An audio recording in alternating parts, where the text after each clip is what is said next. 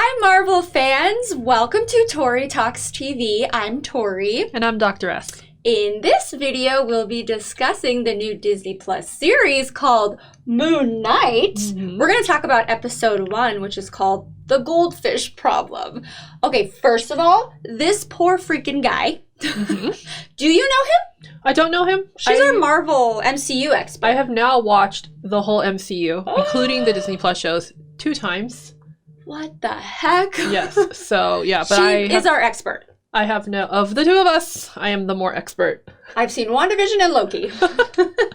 Well, I do not know this guy. I've never heard of Moon Knight. So, completely new character introduced to MCU. Yes, you would have to be a comic book reader, I believe, to know who this is. Oh, okay. Gotcha. So his name is Stephen Grant. Some fun facts about him is he works at a gift shop in a museum. His boss is lovely. Charming. Only friend is one of those live statue performers. Goldfish has 1 fin, then 2. Don't understand. And he has to tie himself to a bed. He puts, what is it, salt or sand at It's the foot some of the type bed? of... I think it's sand. Sand? He wants to know if he's left the bed. Little prints or whatever. And then he has got that blue tape on the door. And he's shackled and he's tracking himself. It's a very sleepy guy. Poor guy. Sleep problems suck, you know, and I he doesn't know what he's doing when he falls asleep. Very confused when he's asleep and when he's not asleep. It's just, you're just like, what is tormenting this poor guy? Why is this happening? Yes. Suddenly, he's got a dislocated jaw in a grassy field. People are hunting him. This is a very entertaining episode because you have no idea what's going on along with him. It flew by for me. Yeah. And then when it ended, I was like, wait, no, that's not enough.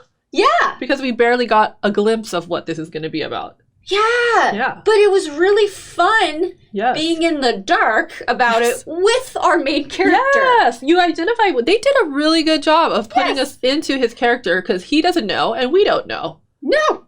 And we're on the same page here. Totally. And then it was just so fascinating when he's running from the 2 guys with the shotguns and then he gets killed. And the second he dies, it like, and then he killed them. You know, I have to say, as someone who hates fight sequences, thank you for that. Right when it's about to be a fight sequence, he's just like, looks around and there's bloodied people on the ground that he just killed or whatever. And he's got a weapon. And he's like, what the heck? Yeah. No, I know. I really appreciated that. Thank you. Somebody was listening. No. So there's this voice over this thing, which I guess is, because it says that we have the closed captioning on. It's Khonshu, I believe. I guess. I don't know. I didn't pay attention. Did it say it at the end? Either way, you're hearing things like go back to sleep, surrender your body to Marc, and all this stuff, and calling him an idiot, which is, this is a really funny show so far. It is. At first I was like, is it his inner voice? It's very negative self-talk. He has schizophrenia. Yes. What's happening here? But then all of a sudden Ethan Hawke shows up. Do you know who Ethan Hawke is? I do not know who that person is at all. His character's name is Arthur, thanks to, again, closed captioning. He's got scale tattoos. He's the dude in the beginning that puts broken glass in his sandals. There's no therapeutic reason to do that. Okay, why do you have to open a show like that? So he's cracking glass, and he puts it in his leather sandals, and then he puts his feet in and walks away.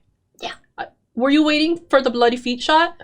No, were you? I was... like waiting in a more I don't want to see it, so I was worried that I would have to see it. Thinking you'd have to see it. And when the flocks of people were looking kind of down at him, I thought they were just kind of bowing actually. But I thought they were gonna look. I thought they were directing my attention towards his feet. Yeah. I was really dreading having to see bloody feet. Oh yeah, I didn't even think about that. There's just so much going on. There is this golden scarab, if I'm saying that correctly, which. That dude wants. Arthur really wants that thing. Yes. It's some symbolic... You don't know what that is either, right? I know that a scarab is a beetle, but I think you only call the beetle a scarab when it's golden. Oh. And Egyptian.